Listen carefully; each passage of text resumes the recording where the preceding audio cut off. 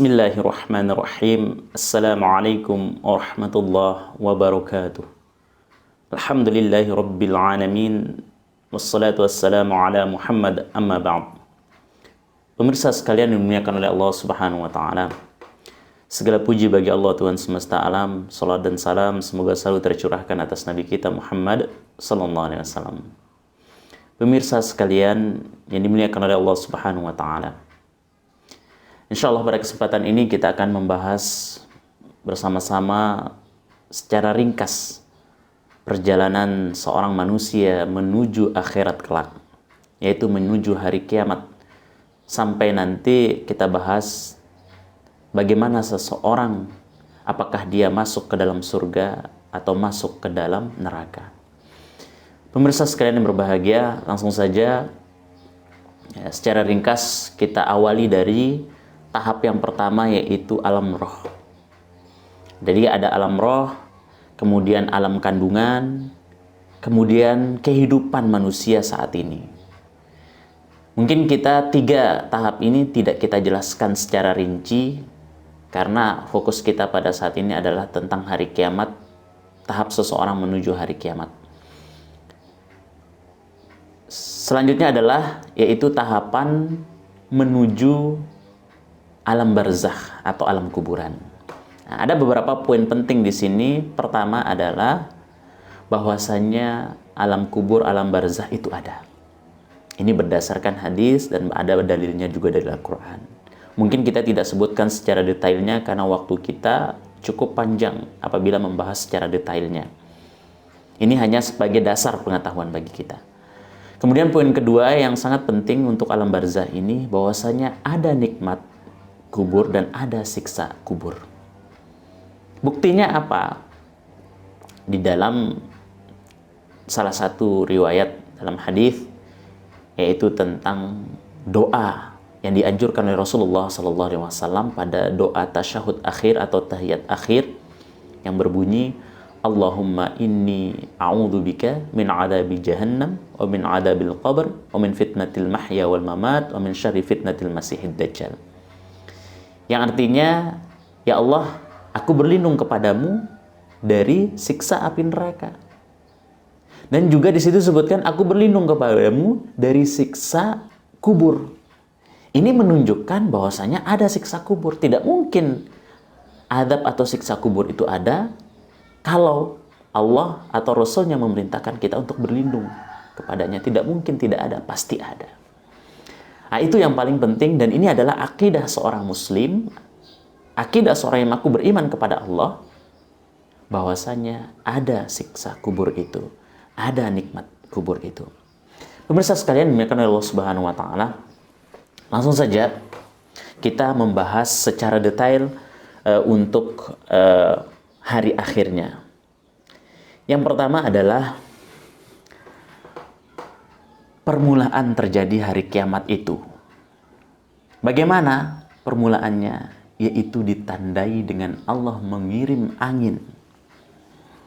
Ketika angin tersebut berhembus, maka pemirsa sekalian dimuliakan Allah Subhanahu wa taala, semua orang yang beriman akan meninggal dunia. Ketika angin itu berhembus, maka akan membuat orang yang beriman kepada Allah, yang meskipun ada imannya sedikit, maka dia akan meninggal dunia. Maka saat itu dapat disimpulkan yang akan merasakan dahsyatnya hari kiamat, terjadinya hari kiamat, kehancuran bumi beserta isinya, kehancuran alam semesta ini, yaitu orang-orang kafir, orang-orang yang tidak beriman kepada Allah. Pemirsa sekalian dimuliakan oleh Allah Subhanahu wa taala. Dan digambarkan dalam hadis bagaimana keadaan pada zaman itu. Disebutkan adalah perzinaan terjadi secara terang-terangan di jalan-jalan, di luar, orang tidak lagi bersembunyi, dan itu adalah tanda hari kiamat akan datang, dan orang bermaksiat secara terang-terangan. Nah, setelah itu pemirsa sekalian dimuliakan oleh Allah Subhanahu wa taala, disebutkan ada 3 tiupan. Ada yang menyebutkan 2, tapi kami memilih ada yang 3. Dan ini sama-sama dalam penjelasan ulama berdasarkan dalil, yaitu tiupan pertama adalah tiupan kekagetan. Jadi ketika ada tiupan trompet, saat itu semua orang kaget, semua orang saat itu cemas. Bahkan kalau diibaratkan di dalam Al-Quran, yaitu orang yang hamil langsung melahirkan karena begitu kagetnya. Kemudian tiupan kedua adalah tiupan kematian. Nah, ini tiupan kematian ini adalah ketika seseorang saat itu hidup yang memiliki nyawa akan merasakan kematian, semuanya hancur. Disinilah tiupan yang disebutkan bahwasanya hari kiamat itu terjadi. Bumi hancur, bulan hancur, matahari hancur, gunung-gunung berterbangan seperti kapas dan lain sebagainya. Ah, ini kehancuran. Semua yang bernyawa itu akan mati, akan hancur, kecuali Allah Subhanahu wa Ta'ala, atau yang diizinkan oleh Allah Subhanahu wa Ta'ala. Karena ketika ada orang yang bertanya, ketika malaikat Israfil meniup trompet sangkakala tersebut, tiupan kedua ini, tiupan kematian atau kehancuran ini, lantas nanti bagaimana dia meniup kembali tiupan untuk kebangkitan, itu tiupan ketiga?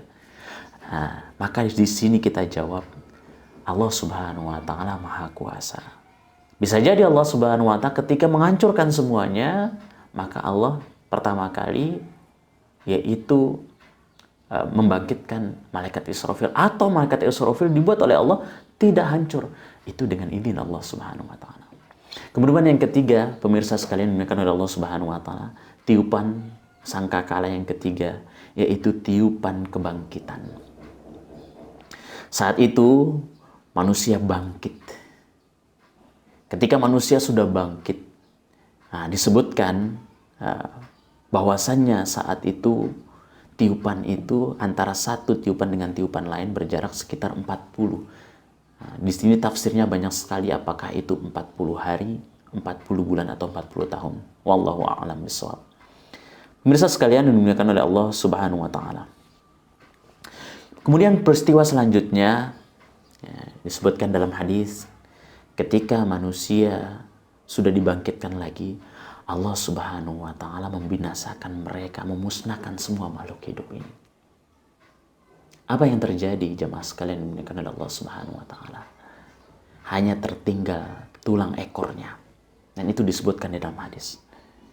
Kemudian ketika semuanya sudah hancur, tinggal tulang ekornya, maka Allah Subhanahu wa Ta'ala membangkitkan manusia. Dan apa yang terjadi saat itu? Manusia dibangkitkan sesuai dengan amal perbuatannya. Ada yang bangkit dalam keadaan buta, ada yang bangkit dengan wajah yang berseri-seri, ada yang bangkit dalam keadaan kepalanya di bawah, kakinya di atas, ada yang bangkit seperti kerasukan setan dan lain sebagainya. Itu tergantung apa? Tergantung amal perbuatan mereka. Kemudian setelah itu, pemirsa sekalian dimuliakan oleh Allah Subhanahu wa Ta'ala, manusia digiring ke padang mahsyar. Mereka tidak menggunakan alas kaki, tidak berpakaian, tapi tidak ada satupun di antara mereka yang melihat aurat yang lain karena keadaannya begitu dahsyat. Disebutkan di dalam hadis bahwasanya jarak matahari saat itu adalah 1 mil. 1 mil ini ditafsirkan oleh ulama 2. Yang pertama adalah 1 mil itu jarak 1,6 km. 1 mil itu juga berarti yaitu sepanjang alat celak. Yaitu ketika orang ingin mencelak matanya itu, maka dia mengambil ukurannya paling tidak sejengkal. Maka matahari saat itu ditafsirkan oleh sebagian ulama yaitu sejengkal. Maka bisa kita bayangkan begitu panasnya. Yang mana ketika panasnya matahari seperti itu, maka manusia tidak sempat lagi melihat kanan kirinya, tidak sempat lagi melihat orang lain atau mengurus permasalahan orang lain, mengurus urusan orang lain. Mereka tidak akan sempat lagi. Nah, ketika mereka dalam keadaan tersebut, yaitu mereka menunggu dengan waktu yang cukup lama. Maka disebutkan saat itu, yaitu pada tahap selanjutnya, yaitu manusia memohon atau meminta syafaat kepada para nabi. Datanglah manusia saat itu kepada Nabi Adam alaihissalam. Nabi Adam tidak sanggup karena memiliki kesalahan kepada Allah. Yaitu disebutkan pernah memakan atau mendekati pohon yang dilarang oleh Allah Subhanahu wa Ta'ala. Datang kepada Nabi Nuh tidak sanggup. Datang kepada Nabi Ibrahim tidak sanggup. Datang kepada Nabi Musa tidak sanggup. Datang kepada Nabi Isa alaihimussalam. Mereka tidak sanggup semuanya. Maka saat itu manusia datanglah kepada Nabi Muhammad SAW. Ketika datang kepada Nabi Muhammad SAW, beliau sanggup. Dan saat itu disebutkan dalam hadisnya, beliau sujud dalam waktu yang cukup lama.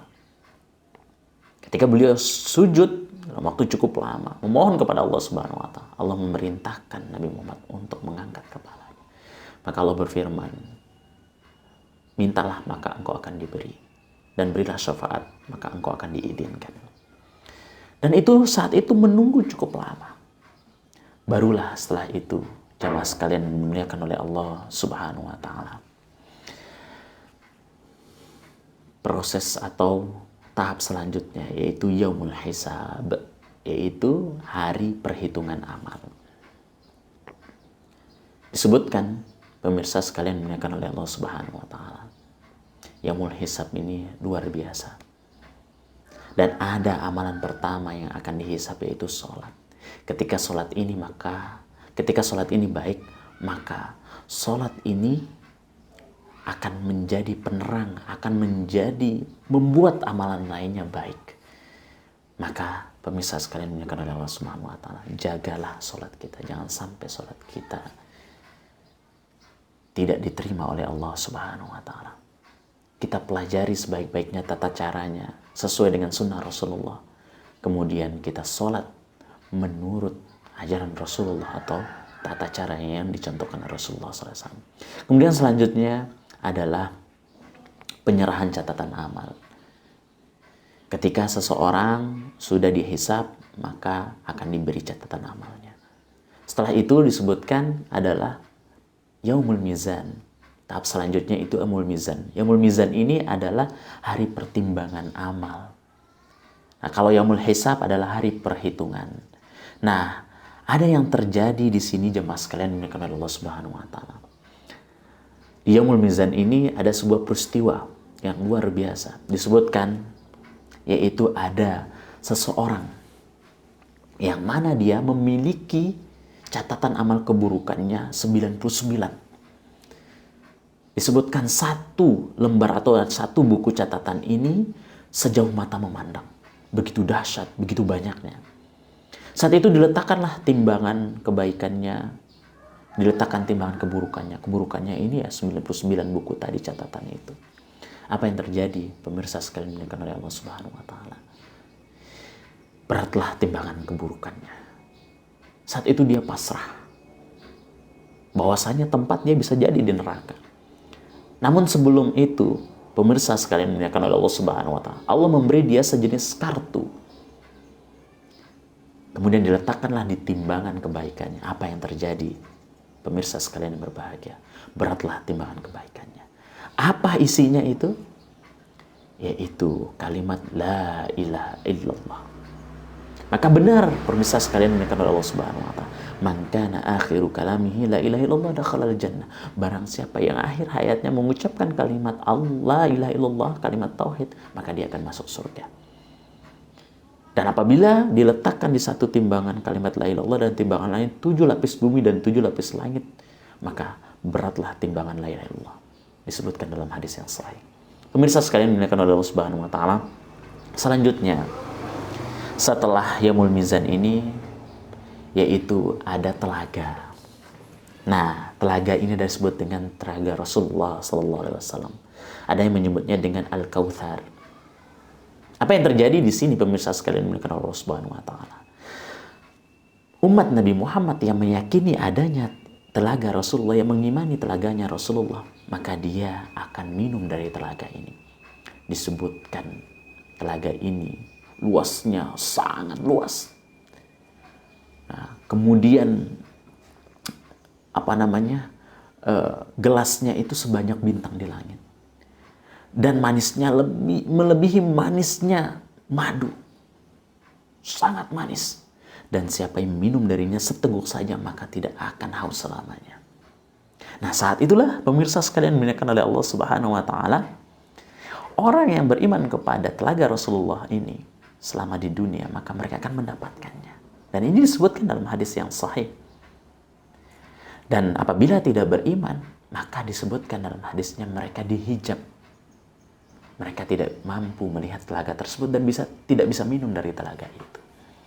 Nah, setelah melewati telaga itu, yaitu telaga yang mana itu tadi melalui proses yang sangat panjang dari, kalau kita sebutkan dari awalnya, alam roh, alam kandungan, alam dunia, alam kubur, kehancuran, di mana di situ ada tiupan tadi, 3 tiupan. Tiupan yang pertama adalah tiupan kekagetan, yang kedua tiupan kehancuran atau kematian, yang ketiga tiupan kebangkitan, kemudian di padang mahsyar, kemudian syafaat, meminta kepada para nabi dan yang menyanggupinya hanya Nabi Muhammad, kemudian selanjutnya yaumul hisab, hari perhitungan, selanjutnya penyerahan catatan amal, kemudian yaumul mizan, kemudian selanjutnya adalah telaga Rasulullah, sampailah manusia setelah itu adalah di Sirat. Sirat ini adalah jembatan. Disebutkan dalam hadisnya, yaitu jembatan ini lebih tajam daripada pedang dan sangat licin. Di sampingnya adalah kail besi panas yang siap menyambar. Di bawahnya ada neraka jahanam. Semoga kita diselamatkan oleh Allah dari Sirat ini. Dan orang melewati ini sesuai dengan amal perbuatannya di dunia. Ada yang melewatinya secepat kilat. Ada yang melewatinya secepat kuda berlari, secepat orang berlari, dan lain sebagainya. Bahkan ada yang merangkak dari awal sampai terakhir. Ada juga yang baru 1 langkah sudah masuk, sudah jatuh ke neraka jahanam. Waliyadzubillah. Inilah gambaran dari Sirat ini. Kemudian selanjutnya, pemirsa sekalian dimuliakan oleh Allah Subhanahu wa taala, sebelum seseorang masuk ke dalam surga dan neraka, dan mereka sudah melewati Sirat, belum selesai, masih ada yang lain, yaitu satu lagi namanya kisos. Kisos itu adalah pembalasan. Disinilah disebutkan dalam hadis ada orang yang bangkrut muflis. Dia banyak sholatnya, puasanya banyak, sedekahnya banyak, dan lain sebagainya, banyak amal kebaikannya.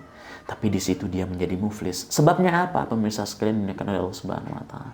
Ternyata dia telah melakukan amal yang mana mengurangi pahalanya. Seperti misalnya membicarakan keburukan orang lain atau ghibah. Maka pahalanya diambil oleh orang yang dia bicarakan keburukannya tersebut. Apabila pahalanya habis, maka dosa orang yang dia bicarakan itu akan kembali kepada dia. Dan disinilah kisos, pembalasan di sini. Yang memiliki hutang dan lain sebagainya. Maka pemirsa sekalian dimuliakan oleh Allah Subhanahu wa taala, kalau masih ada tanggungan kita selama di dunia ini, segera kita selesaikan. Nah, baru setelah kisos ini, seorang yang berhasil melewati Sirat dan dia selamat dari kisos ini, maka dia akan masuk ke dalam surga Allah Subhanahu wa taala. Ketika dia tidak bisa, maka bisa jadi dia akan disiksa terlebih dahulu ke dalam neraka, dan bahkan ada yang kekal di dalam neraka. Marilah kita memohon kepada Allah Subhanahu wa taala, semoga kita semuanya masuk ke dalam surganya dan terhindar dari api neraka. Ini adalah singkatnya. Masih banyak sekali secara detail, secara rinci kita bahas, namun waktu tidak memungkinkan. Insya Allah pada kesempatan yang lainnya akan kita bahas secara detail. Semoga Allah memudahkan kita, semoga Allah menjadikan kita hambanya bertakwa agar kita bisa masuk surga dan terhindar dari api neraka. Subhanakallahumma bihamdika asyhadu an la ilaha illa anta astaghfiruka wa atubu ilaik. Akhirul kalam. Assalamualaikum warahmatullahi wabarakatuh.